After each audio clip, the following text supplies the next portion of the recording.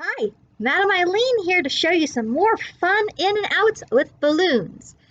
Just as important as putting air into the balloon is taking air out of the balloon.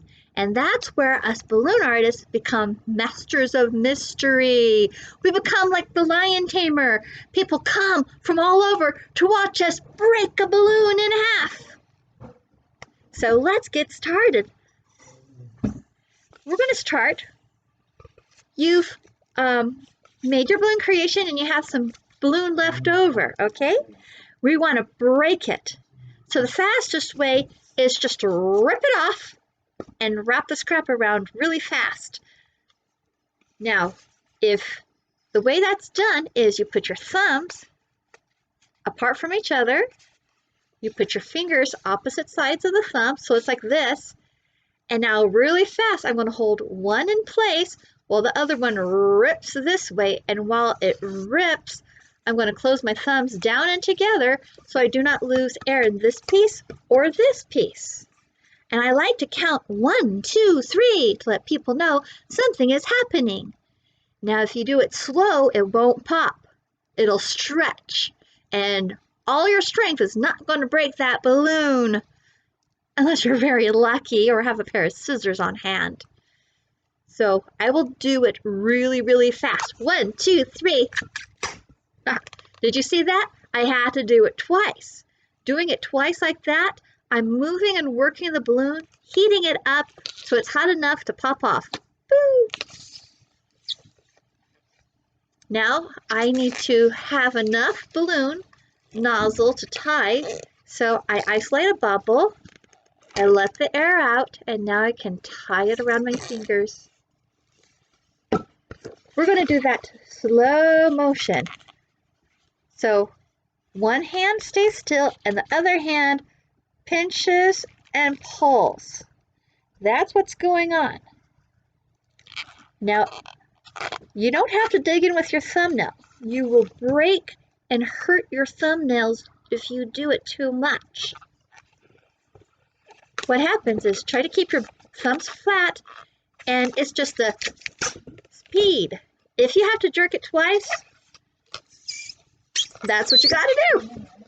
I find it easier. Every balloon artist has a technique. Now, guys can usually muscle through and just, oh.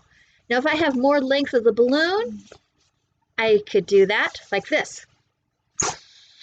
Ta-da! Woo! That part is fun.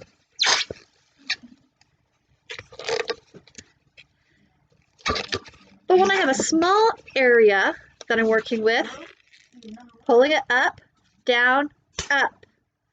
That stretching back and forth heats it up just like you take a piece of metal. Have you ever taken a coat hanger and taken the metal and go weak, weak, weak, weak, bend, bend, bend, bend till suddenly it breaks?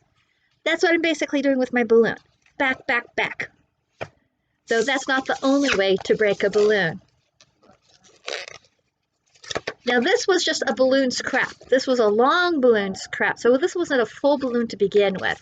So I was just showing. Now this one, my thumb pinched down and into the balloon, but this didn't do any pinching because it's already so full. My hands are telling me it's going to pop, but not where or how I want it to.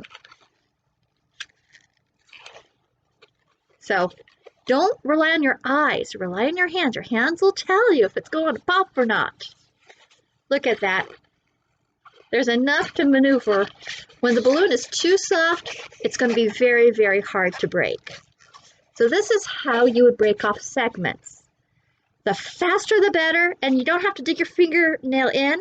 Just keep your thumb flat. Did it! Took yanking a few times, but it will break. And people will go, ooh, ah, what did she just do? Sometimes when I break a balloon in half, I hold it for a minute for it to sink in. She broke it in two and she's still holding the pieces. Oh my goodness. Well, I'm going to take another balloon scrap.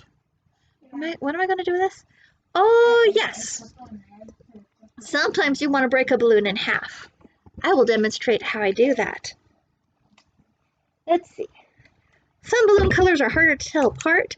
This one, I believe, is either a chocolate. I think it's a chocolate. Nope, it's navy. Okay, here it is. A foliate. Oh, I just did it. Did you hear that? I inflated it. I'm going to put a little more air in it. Am I nervous? Yeah. Okay. Here is the biggest secret of balloon twisting that you will ever hear. After you inflate air into your balloon, you should let a pinch of air out. Now I'm going to squeeze the balloon. See how it squeezes? It resists me. Now I'm going to let some air out.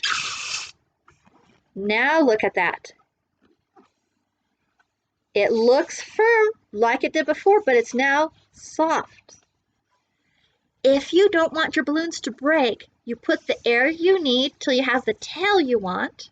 I don't want a tail on this one. And then you let out air, just enough air so this is soft. So if you're inflating a balloon and you're trying to do a balloon dog, this I only inflated with air and I didn't let any air out. It's pretty stiff. But if I had, because it has a tail in it, and I want this balloon segment to be soft, I give it a squeeze. I let the air go down the tail, and that will automatically act as if I had let air out of the balloon. In this case, I just moved it down into the tail, creating more room. Soft balloons are happy balloons. Soft balloons don't pop as often. So that's the biggest secret. After you inflate your balloon, let a little pinch of air out, not too much. You'll know if your balloon gets saggy and all your twists don't want to hold, then you know you had gotten it too soft. So here it is. Oh, a trick. I like to do this little trick before I break a balloon in half. This is my magic ring of doom. Ooh. Put it on your hand and let it go. Some people call these flow rings. Sometimes there's the springy thingy. But if you roll it off your hand, you can get it to roll down the balloon to the other side. And then from that side, back to here. I do a few party games involving this, kind of like a relay. I do that a few times. And then I find the middle, and I go, abracadabra, bibbidi bobbidi pop. Ooh, one balloon became two. Wow, and look, oh, nothing in the noggin. Total airhead, right? At that point, I can just let it shoot off. But just by letting go the ends, this one will go in that direction, and this one will go in that direction. A lot of fun, a lot of excitement, a lot of mess to pick up. So if you're doing that, kids, make sure you pick up so Mom doesn't have to. Now I'm pinching. I'm just still pinching both sides with my fingers. Now, if I want to save these and tie them, like say I want to make some arrows for my bow. Oh, we're going to get into that later. I still pinching. I use my middle finger to grab a few inches down from the end of the first broken balloon, give it a twist, then I can let go and pinch it. And then, still pinching the first one, I use my fingers to wrap around, pull one finger out to create a space, lift the loop up and around, and pinch the nozzle. This one's now tied. Now I can use both hands to twist a few inches down, or about 3 or 4 fingers down from the pinched edge. Let it go. Now I can tie this one. And now I have let the air out of just that center portion, and I've made 2 separate balloon segments. You can shoot the segments off like arrows. If you take your finger, put your finger on the knot. If you have fingernails, you want to fold the broken end of the balloon in to cover your fingernail as you push in, and you insert your finger just a little bit like this, and then aim. You can even grab your bow and pull back on your bow and let it go. Let go of your fingers and now it shoots. So that's one reason to practice breaking a balloon. You can break them in half. You can break them in half again.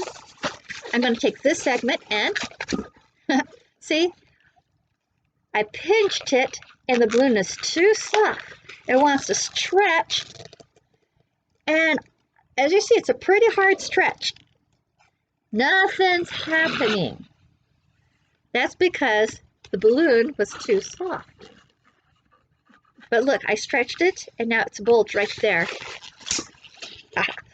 Do it fast and you can break them. Roll and pinch, roll and pinch. In this case, I just rolled both ends and now I'm pinching the edges of the balloon. And then I tie one and I tie the other. And this is a good way to make sprinkles for the top of your balloon cupcakes. If you make a big cupcake. Put my finger in this one and launch it at my son. Woo! Didn't quite make it. Too wobbly. Not enough length. Okay, so that's breaking and tying the balloon. Now, other reasons why you want another way to let air out. Sometimes you've gotten to a part of your project and you have a balloon, but there's no air left to do another twist or two. So I use two methods. One is the pinhole and the other one is the scissor. I keep a pin cushion in my balloon bag. I have a pin. Little pin. It has a little heart on it. It's a sweetheart pin. I pinch the end of the balloon to see if I could get some uninflated section of the balloon. So I've pinched it so there's no air in this end of the balloon. I will poke my pin through that tip. Now, if there's a lot of pressure and I let go, it'll pop. But I think this is soft enough that I lay my thumb across the end, and this way I could just pick my thumb up and down until the balloon's soft enough, and there it is. The pinhole leak is so tiny that you won't hear any hisses until I give pressure. I squeeze the balloon, and now it's soft. The pinhole creates a tiny enough hole that if I want to show you, I could get a few more bubbles. Now it's continuing to deflate. Nope, there it is. I was able to get 4 more bubbles twisted out of this segment till I let it go. Remember, putting air into the balloon is important, but also knowing how and when to take air out of the balloon. So you had break and tie, pinhole method. This will continue now deflating little by little. Sometimes, if you get that very tip is the thickest part of the balloon. But if you put it down here where it's weaker, this very tip is very thick. This is where all the excess latex drips and collects. So if you put your pinhole here at the very tip, you get a very slow leak. If you put it more towards the side down here, this is starts where the thin wall of the balloon begins. Then the air is going to come out a lot faster. But it's all about managing the air leaving your balloon. Now, the other favorite method of mine, the scissor snip. Say you've made a 5-petal flower, but you have all of this left over. See the top here? This is the uninflated part of the balloon. If you take a pair of scissors and snip it, it'll deflate. But if I cut here, it will pop. But if you snip the tip, watch this, there's no pop. No pop.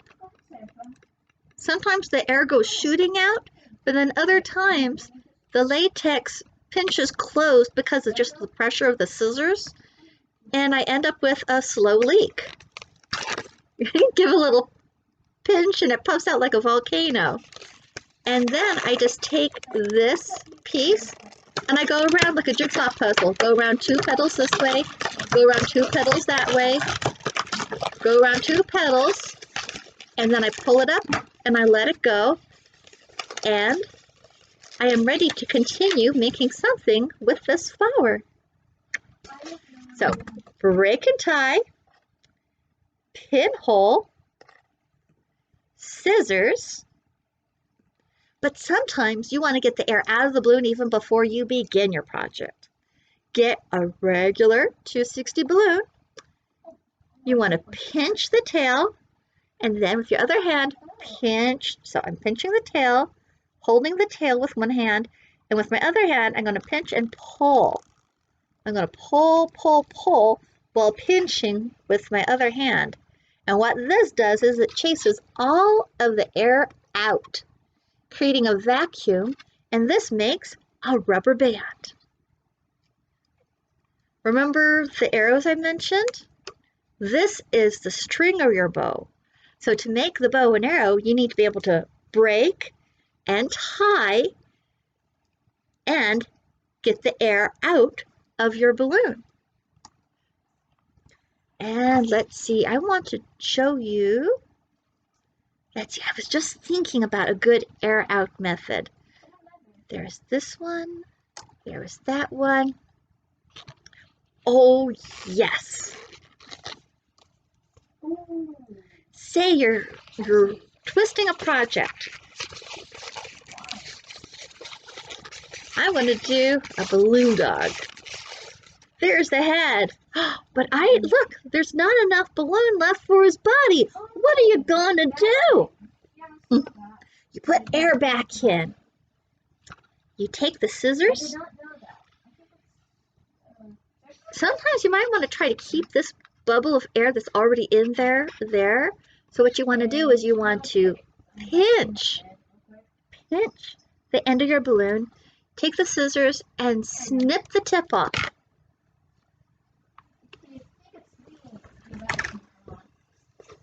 Then you take your hand pump. I'm still pinching, so this air is still trapped here. I take the pointed end of my hand pump and I pull the balloon on and I pinch it. And while I'm holding it, it came undone. But look, I just added more air into this balloon. Now I can go back here, twist that nose, twist the ear, hold. Hopefully I didn't take too much air out. I will go slower and show you how to do this better. Just enough room to do a balloon dog. So sometimes you don't have enough air, and instead of wasting and getting a new balloon, you could just snip the tip off the end of the balloon and insert air from that direction. And voila! That's not quite a reverse inflate, but you could think of it like that. So there's 1, there's 2.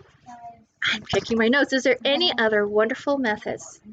Break and tie, pinhole, scissor tip, reinflate from tail, and air out. That's it. Those are the major techniques that you need to know on how to get air out of the balloon when you want it and how to put air back into the balloon when you need more. Well, happy twisting! We're going to do some fun, exciting things in the next one. I'm going to teach you how to connect balloons to other balloons. Balloons are just like Legos. They're individual parts and you kind of assemble them. And once you know the tricks on attaching, then you're going to be very dangerous and have a lot of fun. So have a wonderful night. Goodbye.